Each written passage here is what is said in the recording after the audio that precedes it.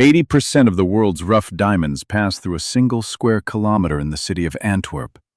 It is called the Diamond District.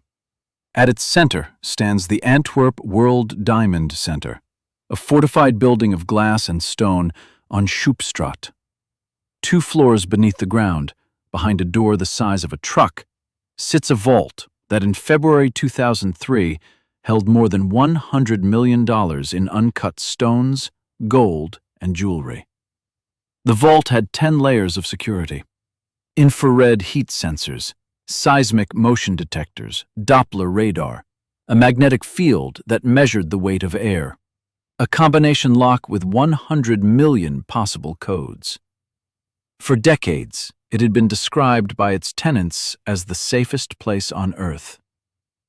On the morning of Monday, February 17, 2003, a guard walked down the spiral staircase into the vault and stopped. 109 of the 160 private safes had been opened, emptied, and left ajar. The diamonds were gone. The alarms had never sounded. This is the story of how a team of Italian thieves spent 2 years studying a vault that could not be opened it in a weekend, and then lost everything because one of them did not burn a bag of rubbish. The leader was named Leonardo Notarbartolo. He was 51 years old. He was from Turin, a city with a quiet reputation for producing jewel thieves. The local press sometimes referred to the trade as La Scuola di Torino, the School of Turin. Notarbartolo had worked inside it for most of his adult life. In the summer of 2001, he flew to Antwerp and rented a small office inside the Diamond Center itself. He introduced himself as a dealer. He paid on time. He greeted the security guards every morning by name. He learned the rotation of the cleaning staff. He memorized the angles of every camera in every hallway. The building had hundreds of tenants. Most of them barely knew one another. Notarbartolo blended in perfectly. For more than 2 years, he lived inside the target of his own robbery. In the basement below him, the vault hummed with sensors he could not yet reach. He returned to Italy between visits. He assembled a team. The second man was never publicly identified. Investigators called him the genius. He was the one who would eventually defeat the lock. The police believe he had studied every patent filed by the vault's manufacturer. They have never named him. The third was Ferdinando Finotto, nicknamed the Crow, a heavyset man in his 50s. The fourth was Elio Denorio, an alarm specialist. A fifth man, involved in cleaning the safe house afterwards, was known only as Speedy. The plan took more than a year to finalize. It depended on one single assumption: that the diamond traders who rented the safes believed, as the building's managers believed, that the vault was simply too well protected to ever be broken. That assumption turned out to be correct. The district rests for 1 weekend a year. Valentine's Day weekend, 2003, fell on a Friday. By Friday afternoon, the building was nearly empty.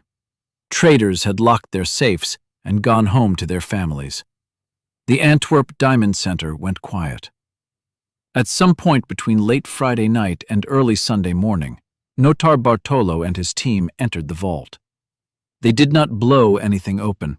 They did not cut anything. Investigators later reconstructed the method from physical traces left on the door.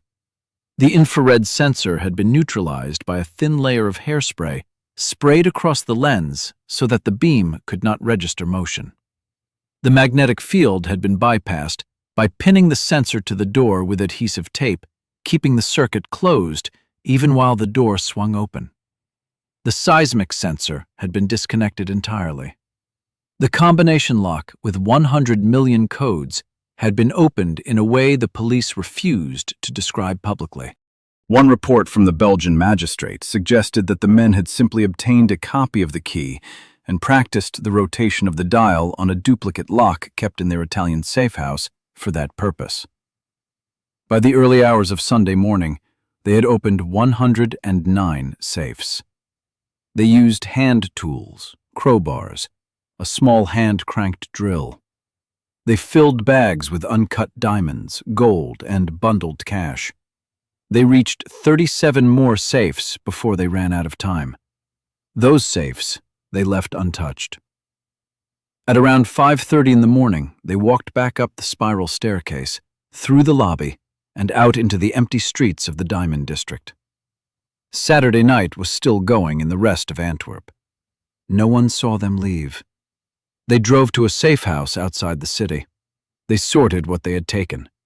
They separated the stones from the jewelry. They discussed the next step. They argued. And then, on a detail that would end the entire operation, they made a single mistake. The plan had always been that the rubbish from the safe house would be burned. Paper wrappers, receipts, the sleeve of a supermarket loaf, anything that might link the house to the operation. Speedy was assigned the task. Speedy did not burn the rubbish. For reasons never fully explained in court, he drove the bags out of Antwerp on the E19 motorway toward Brussels, pulled off into a strip of forest, and threw them into the trees. The forest belonged to a man named Auguste Van Camp. Van Camp was in his 60s. He was a retired grocer. He lived alone on a piece of land he had inherited from his father. Van Camp had, for years, been annoyed that strangers dumped rubbish on his property. He had written letters to the police. He had called the mayor's office. Nothing had been done. So he had made it a personal project to walk his land once a week and collect the rubbish himself, and to photograph it, and to report the findings to the local officers. On Monday morning, the 17th of February, Van Camp walked the forest strip along the motorway. He found several large bags. He opened the first one. Inside were receipts from a grocery store, envelopes with the address of the Antwerp World Diamond Center printed in the upper left corner, and a small pile of what looked like industrial cutting dust. By the time Van Camp finished looking at the contents, he had already begun to suspect what he was seeing. He carried the bags to the nearest payphone and called the local police. He read them the addresses on the envelopes. By that same afternoon, a patrol from Antwerp was at the forest with evidence bags of their own. The rubbish contained a receipt from a supermarket. That receipt gave investigators a precise date and time. The security camera inside the supermarket gave them a face. The face belonged to Ferdinando Finotto. Once Finotto's name was in the file, the rest of the names followed within days. Phone records linked him to Notarbartolo. A rental agreement for the office inside the Diamond Center linked Notarbartolo back to the building he had supposedly never entered after hours. On Friday, 21st February, Leonardo Notarbartolo walked into the lobby of the Antwerp World Diamond Center with the intention of appearing calm. He was wearing a suit. He was carrying his tenant's badge.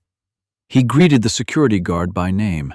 The guard greeted him back, and then picked up the internal phone and called the police. Notarbartolo was detained in the lobby until officers arrived 20 minutes later. At the time of his arrest, he was carrying a bag. Inside the bag, investigators found a small number of rough diamonds consistent with those reported missing. It was the only recovered material in the entire case.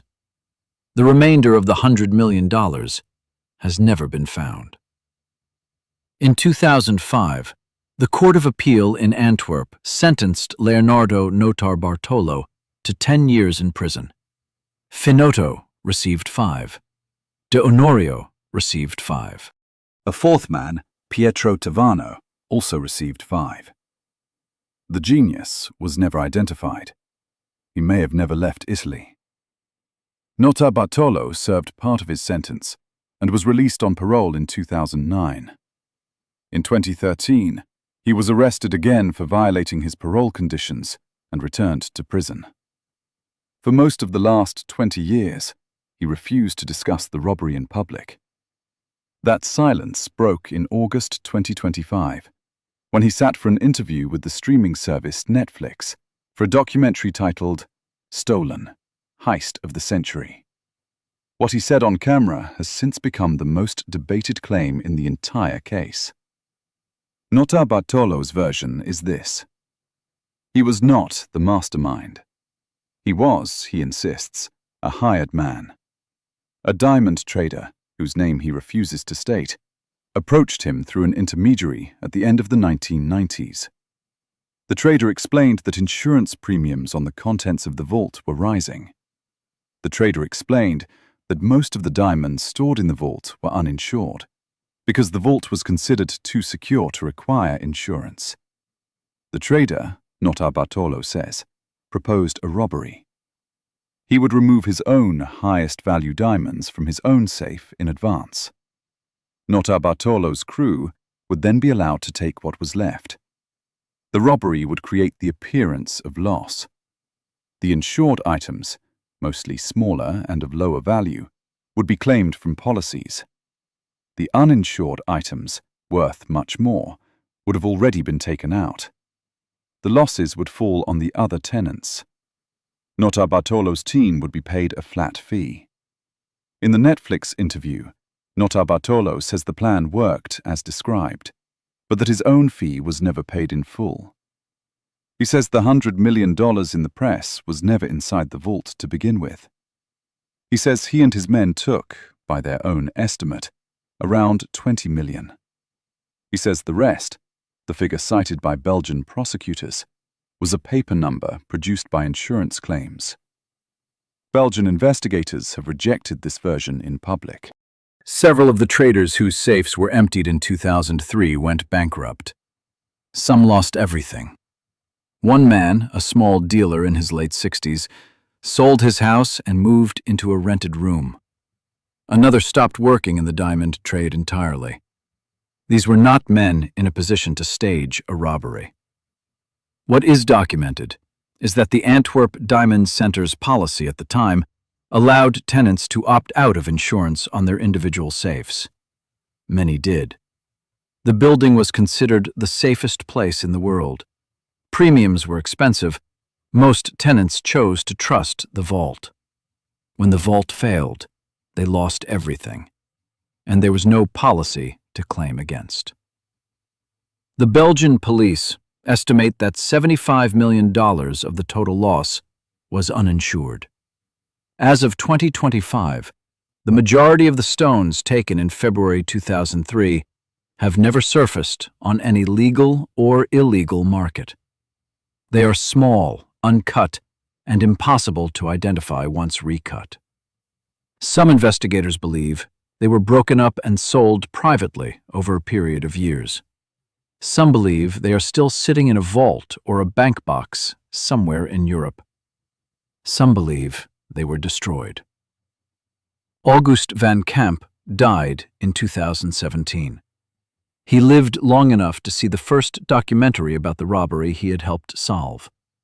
In an interview with Belgian television shortly before his death, he was asked whether he had known, when he opened the first bag, what he was looking at.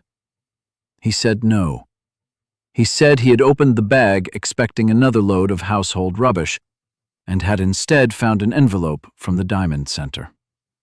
He said he had recognized the name because his niece had worked nearby. He said it had taken him roughly 10 seconds to decide that this was not rubbish he was going to throw away. He also said, and this part has been quoted in several Belgian papers, that he suspected the entire case turned on a decision one of the men had made in a forest on a Monday morning to stop at a strip of trees he did not know belonged to a man who walked that ground every week. The vault has since been rebuilt with new sensors and new procedures. Tenants are now required to carry insurance. Leonardo Notarbartolo, at the time of the Netflix interview, was in his early 70s. He was asked whether he regretted the robbery. He said he regretted the rubbish. He said nothing else about the diamond.